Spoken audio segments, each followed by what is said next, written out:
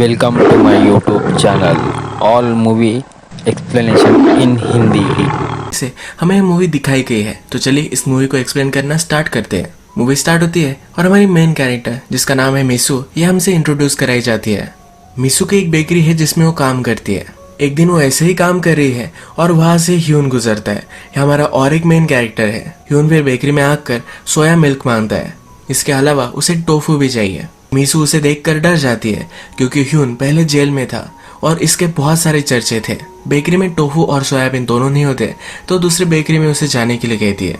Miss you के साथ इंजा भी काम करती है। इनकी बेकरी में हेल्प करने के लिए इन्हें एक आदमी की जरूरत होती है, इसके लिए इन्होंने बाहर रिक्वायरमेंट लिखी हुई होती है। ह्यून जब इस बेकरी से गुजरता है तो इसे वो नोटिस करता है, पर मिसू जल्दी से इसे निकाल लेती है। ह्यून स्कूल जाता है और टेरेस पर जाकर वो बहुत ही दुखी है, ये हमें दिखता है। इसका रीजन क्या है ये मूवी में नेक्स्ट हमें पता चलेगा।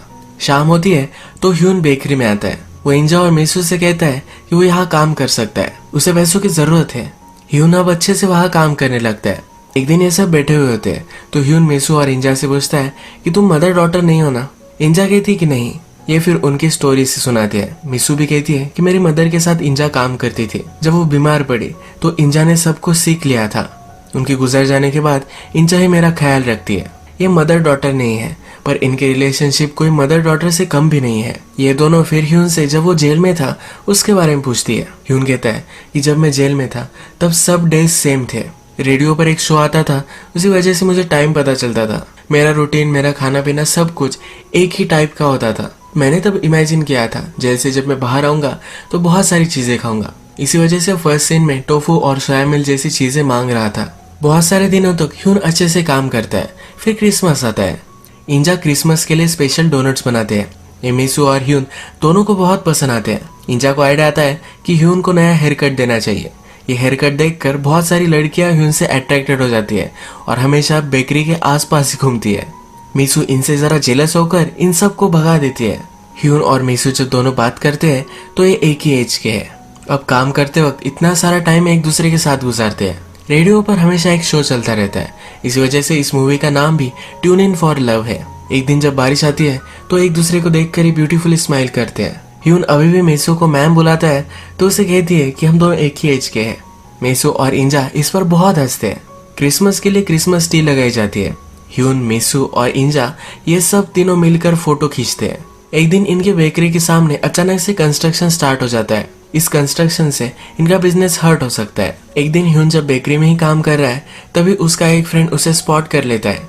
ये उसका फ्रेंड जेल में से है। इंजा ने स्पेशल कपकेक बनाए थे। छोटे छोटे बच्चे इसे खाने के लिए आते हैं। ये जो क्रिसमस का माहौल है ये बहुत ही ब्यूटीफुल है, पर ह्यून का फ्रेंड उसे मिलने के लिए आया है तो बहुत ही अनकंफर्टेबल महसूस करता है। ह्यून का फ्रेंड अपने और कुछ फ्रेंड्स को कॉल कर देता है और ये सब ह्यून को लेने के लिए आते हैं। ह्यून का मंथ अभी कंप्लीट नहीं है, पर फिर भी वो इंजा से एडवांस पैसे मांग लेता है। उसके फ्रेंड्स उसे बुलाते हैं तो फ्रेंड्स के साथ चला जाता है। मिसू और इंजा ये दोनों हताश होकर बैठती है। मिसू इंजा से पूछती है क्या तुम्हें लगता है कि वो वापस आएगा। इंजा कहती कि शायद आ सकता है। इंजा समझ गई थी मिसू उसे लाइक करने लगी थी। ये सारे फ्रेंड्स अब ड्रिंक करते हैं। एक फ्रेंड एक फोटो निकालता है और टेबल पर रख देता है। ये उनके एक ओल्ड फ्रेंड का है जो अब मर चुका है। ह्यून अब सब याद करता है। स्कूल के टेरेस पर ये सब फ्रेंड्स गेम खेल रहे थे। ये खेलते खेलते ही लड़ाई हो गई और एक्सीडेंटली उनका फ्रेंड ऊपर से नीचे गिर गया। इसी वजह से ये जेल में था। हमने प्रीवियस में देखा था कि टेरेस पर जाकर ह्यून बहुत ही दुखी था। यही वो वजह थी। इस होटल में ये सब फ्रेंड्स दारू के नशे में ही है तो वहाँ एक क्लाइंट आता है और उससे इनकी लड़ाई हो जाती है। ह्यून प्रोबेशन में था, जिसका मतलब है अपने फ्रेंड से उसे नहीं मिलना चाहिए था। पुलिस ने उसे अरेस्ट कर लिया है तो फिर से उसे जेल भेज दिया जाता है। मिसू रात भर बेकरी में ही रुककर ह्यून का वेट करती है। इसके बाद हम देखते हैं कि डायरेक्टली 5 साल गुजर चुके हैं। ह्यून और मिसू अब फिर से मिले ही नहीं। मिसू और उसके फ्रेंड यूनिवर्सिटी में एक प्रोफेसर के पास आए हुए हैं। इन दोनों को जॉब चाहिए। यहाँ पर 2 ऑप्शन अवेलेबल है, एक रेडियो में जॉब कर सकती है और दूसरा एक लिटरेचर का जॉब है। मिसू लिटरेचर का ही एजुकेशन ले रही थी तो अपने फ्रेंड को कहती है कि तुम वो दूसरा वाला जॉब ले लो, यानी रेडियो वाला। रेडियो वाला जॉब परमानेंट नहीं था, पर फिर भी उसकी फ्रेंड इसके लिए मान जाती है। हमें ह्यून दिखाया जाता है जो अब मूवर्स के लिए काम कर रहा है।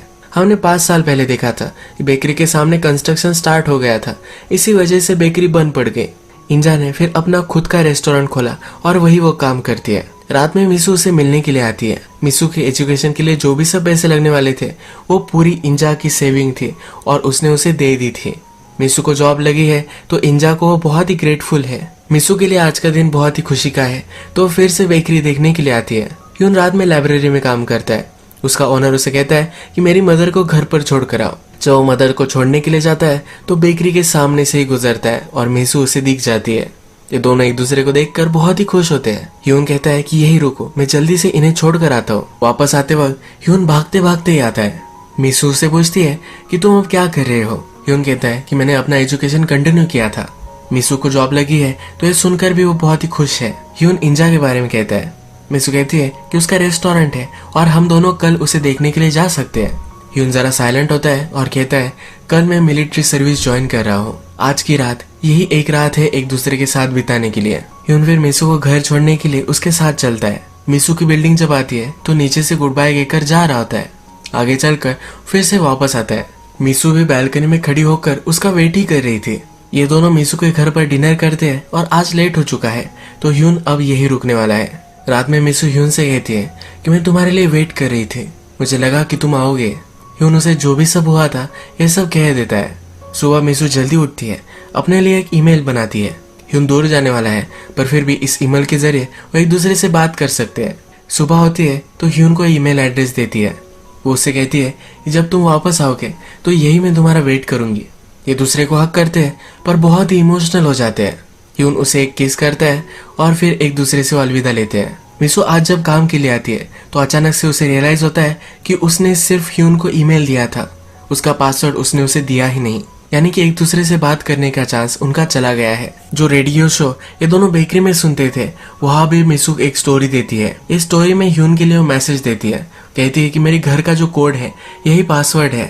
पर ये शो ह्यून नहीं सुनता। ह्यून बहुत ट्राई करता है अलग अलग पासवर्ड पर वो फिगर आउट नहीं कर पाता। मिसू जब रेडियो में स्टोरी देती है तो डोनट और टोफू इस तरह से एक दोनों के वो निकनेम देती है। टोफू ह्यून का निकनेम और डोनट मिसुन का। ह्यून शायद कभी भी ईमेल खोल नहीं पाएगा पर मिसू अपने लाइफ का सब अपडेट्स ईमेल में लिखती रहती है। अब 2 साल गुजर चुके हैं और अपनी सर्विस से ह्यून वापस आ चुका है। वो मिसू के घर पर जाता है पर उसने मूव आउट कर लिया है। एक दिन अचानक से मिसू को ईमेल आता है, ह्यून ने इस ईमेल का पासवर्ड फिगर आउट कर लिया है। इस ईमेल में ह्यून लिखता है कि जब मैं तुम्हारे घर के पास गया तो मुझे पता चला कि तुम्हारे घर का नंबर तुम्हारा पासवर्ड हो सकता है और उसने वो अकाउंट ओपन कर लिया। ये एक दूसरे से नंबर एक्सचेंज करते हैं। ये दोनों एक दूसरे का हाल पूछते हैं और मिसू कहती है कि मैंने तुम्हें बहुत मिस किया था। ह्यून कहता है कि तुम्हारा आवाज सुनकर मेरा डे ब्राइट हो चुका है। ये दोनों डिसाइड करते हैं कि 6 बजे फिर से एक दूसरे को कॉल करेंगे। 6 बज जाते पर ह्यून का कॉल उसे नहीं आता। वो ट्राई करती है पर ह्यून पिकअप नहीं कर रहा। जिस जिम में ह्यून काम कर रहा था इस जिम में फाइट हो गई और फाइट में ह्यून पकड़ा गया। पुलिस ने उसे रोक कर रखा था, उसका फोन भी गिर गया। इस वजह से वो मिसू से कॉल नहीं कर पाया। मिसू ईमेल लिखने का ट्राई करती है। इस ईमेल में लिखती है कि तुम्हारा कॉल नहीं आया तो मैं इसके लिए जरा ग्रेटफुल ही हो। इतने साल बीत चुके हैं, मैं लिटरेचर में कुछ करना चाहती थी, बुक लिखना चाहती थी पर ये कुछ भी कर नहीं पाई। तो अपने आप को एक लूजर समझती है। ह्यून की उसे जरूरत थी पर ह्यून ने उसे इग्नोर कर दिया, ऐसे उसे लगता है। ये वो ईमेल लिखती है पर कभी भी सेंड नहीं करती। ह्यून भी ईमेल लिखने के लिए ट्राई करता है, जो भी कुछ हुआ वो लिख देना चाहता है पर ये ईमेल वो भी नहीं सेंड करता। इसके बाद फिर से 5 साल गुजर चुके हैं। मिसू अब एक पब्लिशिंग कंपनी में काम कर रही है। ये उसे लगता था कि वो एक लूजर है, वो अब वो नहीं है। एक स्टेबल जॉब उसे मिल चुकी है, उसकी लाइफ जरा सही चल रही है। मिसू का एक अच्छा बॉस भी है जो उसे पसंद करता है। रात में उसका बॉस उसे बाहर लेकर जाता है। बॉस बहुत ही एक्साइटेड है क्योंकि जो बुक उन्होंने पब्लिश की थी वो नंबर 6 आ चुकी है। मिसू भी इसके लिए बहुत ही एक्साइटेड है। अगर एक दिन मिसू ऐसे ही काम कर रही है तो रास्ते से ह्यून गुजरता है, उसे देख लेता है। रात तक वो ऑफिस के बाहर ही रुकता है। मिसू बाहर आकर ह्यून से कहती है कि उसे देखकर वो बहुत खुश है। ह्यून बोलता है कि चलो मैं तुम्हें कुछ दिखाना चाहता हूँ। वो उसे अपने अपार्टमेंट पर लेकर आता है। ये वही अपार्टमेंट है जो मिसू की हुआ करती थी। मिसू ये देखकर बहुत ही सरप्राइज्ड है। मिसू अब बहुत सारा टाइम ह्यून के साथ गुजारना चाहती है तो 3 दिनों के लिए छुट्टी ले लेती है। ये दोनों एक दूसरे के लिए कुक करते हैं, बहुत सारी बातें भी करते हैं। ह्यून को फोटोग्राफी करना भी अब पसंद आता है। उसने बहुत सारी फोटोज लगाई हुई है, ये बहुत सालों पहले की भी है। मिसू से पूछती है कि फोटो तुमने क्यों लगाई है। ह्यून कहता है कभी कभी मेमोरीज भूल जाता हूँ, जो पास की मेमोरीज थी वो हमेशा के लिए मेमोरीज में मुझे रखनी है। रात में एक दूसरे के पास वो आते हैं। ह्यून कहता है कि जब मैं तुमसे पहली बार मिला था तो तुम डर गई थी, या तुम्हें अब डर लग रहा है। मिसू कहती कि नहीं और एक दूसरे के साथ इंटीमेट हो जाते हैं। इनकी रिलेशनशिप बहुत ही ब्यूटीफुली डेवलप होती है। एक दूसरे को बुक्स पढ़कर सुनाते हैं, एक दूसरे के साथ बहुत सारा टाइम स्पेंड करते हैं। ह्यून को इंजा से मिलना है। मिसू उसे लेकर भी जाती है पर मिसू अंदर नहीं आ रही। ह्यून उसे पूछता है ऐसा तुम क्यों कर रही हो। मिसू कहती है इंजा में बहुत सारा पोटेंशियल था, वो एक बड़ी शेफ बन सकती थी, अच्छे से अपनी लाइफ जी सकती थी, पर एक आदमी से उसने शादी कर ली और उसके बाद उसकी स्टेप डॉटर को ही वो संभाल रही है। ये सब मिसू को अच्छा नहीं लगता तो अब वो इंजू से नहीं मिलती। ह्यून अकेले ही इंजा से मिलने के लिए अंदर जाता है। इंजा उसे देखकर बहुत ही खुश है। इंजा की स्टेप डॉटर ऊपर आकर सिगरेट पी रही है तो मिसू उसे पकड़ लेती है और उसे बहुत डांटती है। अब इंजा और मिसू एक दूसरे से मिल जाते हैं। रात में ये सब मिलकर डिनर करते हैं। ह्यून और उसका फ्रेंड मिलकर एक फोटोग्राफी का स्टूडियो चलाते हैं। उनके फ्रेंड को एक स्टेबल जॉब चाहिए, इसीलिए छोड़कर उसे चला जाता है। हमने मूवी में देखा था कि मिसू की फ्रेंड एक रेडियो स्टेशन पर काम करती है। इस रेडियो स्टेशन पर एक फोटोग्राफर होने चाहिए। मिसू ह्यून को रिकमेंड करती है और ह्यून को वहाँ जॉब मिलता है। मिसू जब ह्यून का स्टूडियो देखने के लिए आती है तो वीडियो रिकॉर्ड करती है। वो उससे पूछती है कि तुम जो ये स्माइल करते हो क्या ये फेक है। ह्यून कहता है कि मेरी लाइफ में बहुत ही कम चीजें हैं जिन्हें देखकर मैं सचमुच में खुश होता हूँ और तुम उसमें से एक हो। मिसू ये सब सुनकर बहुत शर्माती है। ह्यून मिसू को फोटो निकालकर अपने स्टूडियो की सीलिंग पर लगा देता है, यानी कि आसमान में जब भी वो देखे तो उसे मिसू ही दिखे। एक दिन मिसू और उसका बॉस बैठा हुआ होता है तो उसका बॉस उसे एक प्लान दिखाता है। मिसू का बॉस उसे एक लोकेशन दिखाता है और कहता है कि ये बेकरी तुम रन कर सकती हो। मिसू को बेकरी पसंद है और उसके बॉस को पता था तो डायरेक्टली पूरी बेकरी ही मिसू को उसने दे दी है। मिसू भी सुनकर बहुत ही खुश है। ह्यून आज काम से जल्दी से आने वाला था। मिसू उसका वेट कर रही थी पर अचानक से उसके फ्रेंड्स का उसे कॉल आ गया। ह्यून का जो फ्रेंड एक्सीडेंटली मर गया था आज उसका मेमोरियल है। ह्यून और उसके फ्रेंड्स जाकर हर मेमोरियल डे पर उसकी मदर को पैसे देकर आते हैं। ह्यून छुपके से जब ये रख रहा होता है तो उसकी मदर उसे स्पॉट कर लेती है। उसे पूछती है कि अब तुम क्या कर रहे हो। वो कहती है अगर मेरा बेटा जिंदा होता तो तुम्हारी एज का होता, वो भी अब जॉब कर रहा होता। तुम सब लोगों ने जो भी किया वो बहुत ही गलत था और इसके लिए तुम्हें जेल में होना चाहिए था। ह्यून उसे सॉरी कहता है। उसे बहुत ही गिल्टी महसूस होता है तो बहुत रोता है। ह्यून अपने फ्रेंड के साथ जब था तो अपना फोन उसके फ्रेंड के यहाँ ही छोड़ कर गया था। मिसू कॉल लगाती है तो ह्यून का फ्रेंड इसे उठाता है। मिसू ह्यून के फ्रेंड से पूछती है कि वो सब कहाँ थे। ये सब कुछ उसे बता देता है। जब रात में ह्यून घर पर आता है तो मिसू यह सब सवाल पूछती है। ह्यून इस सब से डिस्टर्ब होता है। उसे कभी भी इस चीज के बारे में बात नहीं करनी होती। वो डायरेक्टली उठता है और घर से बाहर निकलने लग जाता है। मिसू कहती कि ऐसा मत करो, क्या हुआ। ह्यून बोलता है कि तुम ही एक थी जिसे कुछ भी पता नहीं चलना चाहिए था। उसका फ्रेंड मर गया था, इसी वजह से वो हमेशा गिल्टी महसूस करता है और ये सब चीजें वो मिसू से दूर रखना चाहता है। हर आदमी ह्यून को ही दोषी मानता है। ह्यून मानता है कि अगर मिसू को पता चल गया तो अलग नजर से उसे देखेगी। ये आइडिया वो इमेजिन नहीं कर पाता और डायरेक्टली घर से निकल जाता है। जिस फ्रेंड ने मिसू को बताया था उसे वो बहुत मारता है। उसका फ्रेंड भी उसे मारता है। उसका फ्रेंड कहता है तुम्हें क्या लगता है कि सिर्फ तुम हर्ट हो रहे हो, तुम्हें जो महसूस होता है ये हम भी महसूस करते हैं। मार खाकर डायरेक्टली इंजा के पास आता है। इंजा उसकी मलहम पट्टी वगैरह करती है। ह्यून को रेडियो स्टेशन में नई जॉब मिल गई है तो अपना स्टूडियो उसे बेचना पड़ता है। ये स्टूडियो भी मिसू के बॉस ही बाय कर लेता है। ह्यून मिसू से मिल नहीं रहा। अपने स्टूडियो में फिर से वापस जाकर वो मिसू की फोटो लेकर आना चाहता है पर बॉस ने ऑलरेडी कीज ले ली थी तो मिसू का फोटो भी उसे मिल गया था। ह्यून बॉस के पास आता है। वो कहता है कि शायद मिसू का फोटो अभी भी स्टूडियो में ही है, उसे लेने के लिए जाना है। बॉस कहता है कि नहीं, मैंने वो ले लिया है। बॉस ह्यून से कहता है कि तुम बहुत ही टेंस हो। उसी तरह से मिसू भी है। उसे मेरी तरह जरा लाइट हार्टेड हंसने वाला एक आदमी चाहिए। तुम दोनों अच्छे कपल नहीं हो, मैं उसके लिए सही हो सकता हूँ। बॉस अब मिसू से ही मिलने वाला है। ह्यून उससे पूछता है कि अगर मैं तुम्हें फॉलो करूँ तो क्या तुम मिसू से मिलने वाले हो। बॉस कहता है कि तुम कुछ भी कर सकते हो और गाड़ी चलाने लग जाता है। ह्यून भागते भागते गाड़ी का पीछा करता है। पूरे टाउन में दूर दूर तक गाड़ी का पीछा ही करता रहता है।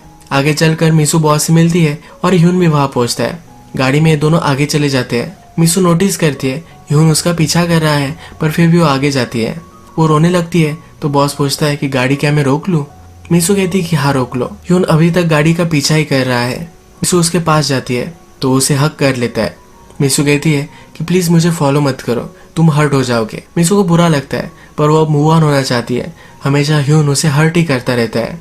एक दिन वो इंजा से मिलने के लिए आती है। ये दोनों बात करती है तो इंजा कहती है कि एक दिन ह्यून हर्ट होकर यहाँ आ गया था। वो मुझसे कह रहा था कि हर एक आदमी मुझे ही दोषी समझता है। इंजा ने एक बार ह्यून से कहा था कि वो उस पर ट्रस्ट करती है, इसीलिए हमेशा वो इंजा से मिलने के लिए आता है। उनका मिसू को ना बताने का माइंडसेट क्या था ये वो समझ जाती है। वो अपना रूटीन कंटिन्यू करती है पर उसका मन नहीं लगता। ह्यून रेडियो में ही काम करता है। आज वही शो चल रहा है जो हमेशा ये दोनों सुनते थे। आरजे ह्यून से पूछता है, या कोई नाम है जो तुम मुझे बताना चाहते हो? इस शो में मिसू का नाम वो दे देता है। एक ब्यूटीफुल रोमांटिक गाना आरजे चलाता है और ये मिसू को डेडिकेट करता है। मिसू ये रेडियो शो सुन रही थी। ये जल्दी से ह्यून से मिलने के लिए निकलती है, टैक्सी लेती है, पर आज ट्रैफिक जाम है। वो बाहर निकलती है और जिस तरह से ह्यून उसके लिए भाग रहा था उसी तरह से ह्यून से मिलने के लिए वो भागने लगती है। भागते भागते ह्यून के पास आती है। ये दोनों एक दूसरे को देखकर स्माइल करते हैं और इसे एक ब्यूटीफुल नोट पर ये मूवी एंड हो जाती है। ह्यून की लाइफ में भी प्रॉब्लम्स थी पर मिसू की लाइफ भी कम नहीं थी। इनमें प्रॉब्लम्स आए पर लास्ट में इन दोनों ने रियलाइज किया कि एक दूसरे के बिना ये नहीं जी सकते और लास्ट में एक दूसरे से मिल गए। इसी ब्यूटीफुल मोमेंट पर आज की वीडियो हम खत्म करते हैं। अगर आपको ये वीडियो अच्छा लगा तो प्लीज इस वीडियो को लाइक कर दीजिएगा। मैं इस